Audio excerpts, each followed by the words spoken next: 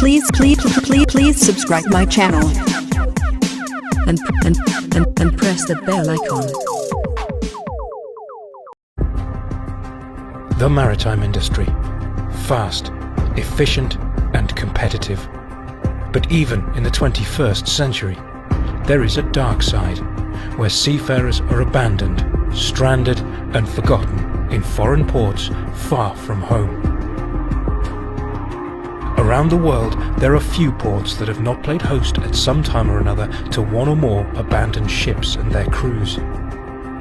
Abandoned ships can be a serious hazard, and every situation of a seafarer being abandoned is a story of physical and mental misery.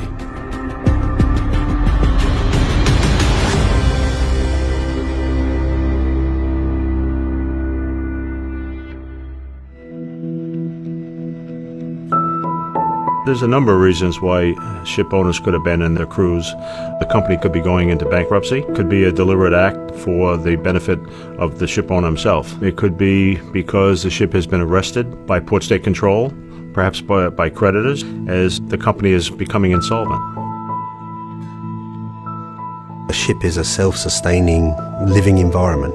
When ships are abandoned, sometimes in very difficult countries to survive, a seafarer's life becomes very difficult if there's no fuel to run the ship, so you can't manoeuvre against weather, you can't provide heating, you can't provide air conditioning.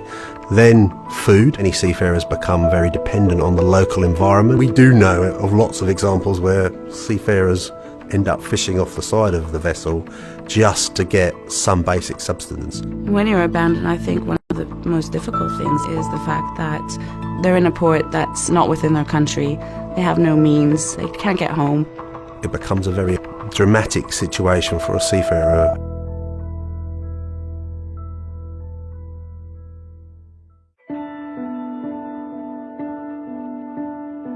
The real extent of the problem of abandonment over the years has never been accurately measured. The ILO keeps a database of cases of abandonment, but there is probably an underreporting of abandoned ships and crews. In 2009 alone, at the height of the global economic downturn, a total of 64 vessels were abandoned, affecting 737 seafarers. Abandonment is not good for our industry, gives a very negative impression, and many ship owners have a good connection with their seafarers. They don't want the small minority to destroy what is a crucial part of the global economy. The ITF is part of the very proud maritime industry. We take our role very seriously, and we've been campaigning tirelessly with the ILO to tackle the blight of abandonment. And it's absolutely vital that we've engaged with the ship owners and all of the other social partners.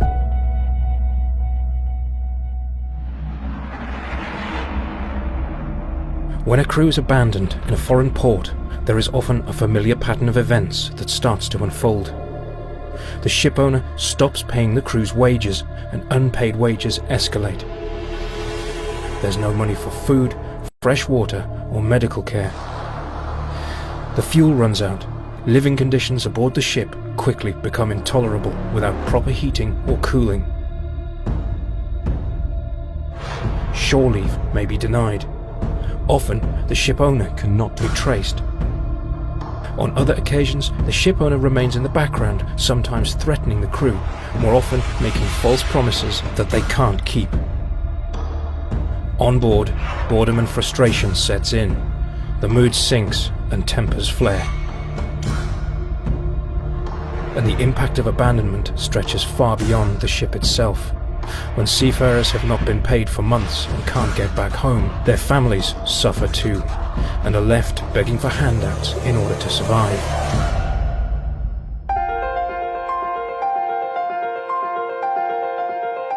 The international stakeholders have responded to the problem of abandonment, and in 2001 an expert working group of the International Maritime Organization and International Labour Organization jointly issued guidelines on the provision of financial security in the case of abandonment of seafarers. However, the guidelines were an interim measure only, and the expert working group continued to meet to find a sustainable, longer-term solution. In August 2013, the Maritime Labour Convention entered into force. It dealt with repatriation, which is a critical element that might prevent abandonment taking place. The Maritime Labour Convention 2006 is a directory of the entitlements and the rights of seafarers in a number of areas: employment terms, accommodation, catering, welfare, social security. Within that, there is a section on repatriation. There was a view by some in the MLC negotiations that felt the repatriation arrangements in the MLC covered abandonment and were quite satisfactory on their own. In actual fact they weren't, because the repatriation requirements in the MLC is related to a number of specific circumstances, and the conditions for that repatriation were not specified. In April 2014, a meeting of the Special Tripartite Committee concluded an amendment to the MLC to deal with abandonment. Dave Heindel, chair of the ITF Seafarers section, was the spokesperson for the ITF at the Special Tripartite Committee meeting in Geneva that adopted the amendment. The Special Tripartite Committee was there to pick up where the MLC stopped. When the MLC was entered into force in 2013, it dealt with repatriation, but it did not deal with abandonment. The amendments were intended to make sure that the seafarers were protected. The idea was if a seafarer was abandoned, he would have the insurance to be able to be repatriated. The MLC overlooked a number of consequences that are severely impacting on seafarers who find themselves in a situation of abandonment. So this is why amendments were tabled in 2014 and adopted in order to properly and comprehensively regulate protection of seafarers against abandonment. The first component of the amendments relate to a clear definition of what abandonment situations are and what situations we are regulating. The second important element of the amendments is about the establishment of a financial security system. Seafarers who find themselves in situation of abandonment would have direct access to a fund that would speedily pay them what the ship owner owes them, not only in terms of the repatriation cost, but also covering a number of other related costs to abandonment, in particular wage arrears that the ship owner might have to pay still to the seafarers, but also all the other related costs a seafarer might incur in a situation of abandonment. The amendments related to the abandonment will come into force in January 2017, and it will come into force for all member states which would have not expressed formally disagreement.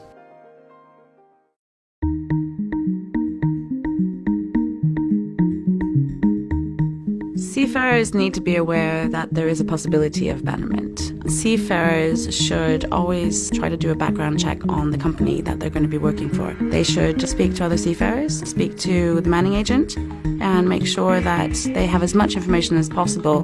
They can talk to the ITF, they can talk to the unions. And I think that some of the early warning signs of that something's not right, something's going on, is if there's a delay in payment. If a crew is facing abandonment, there are a number of organisations who may be able to offer assistance. Seafarers can contact the ITF, an ITF inspector, or a local trade union. They can contact the flag state, the port state, the seafarers' embassy or consulate in port, any welfare organisations in port, or the local community. If the vessel is covered by the MLC, they should access the financial security system under the MLC for repatriation or abandonment. There should be a copy of the financial security certificate on board the ship. It may be necessary to contact a local lawyer. Seafarers' rights are complex, and a local lawyer can advise on seafarers' rights or if the crew are at risk of detention or deportation.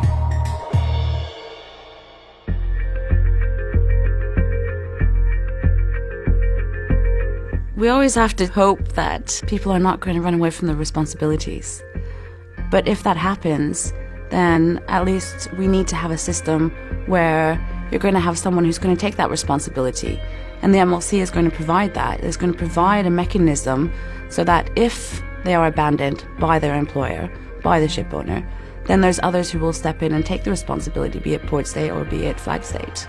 The ILO wants to achieve effective protection of every single seafarer in the world who finds himself or herself in a situation of abandonment. The amendments that were done in 2014 could be a turning point. We hope that the industry will respond appropriately in dealing with the amendments that were adopted in 2014 that should give the seafarers the security that they need to assure that they were repatriated. The industry has to globally implement it.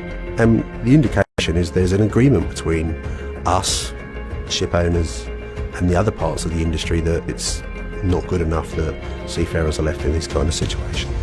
This solution must be delivered by all parties on a global level in the interests of our very proud industry. For more information about seafarers' legal rights, visit www.seafarersrights.org.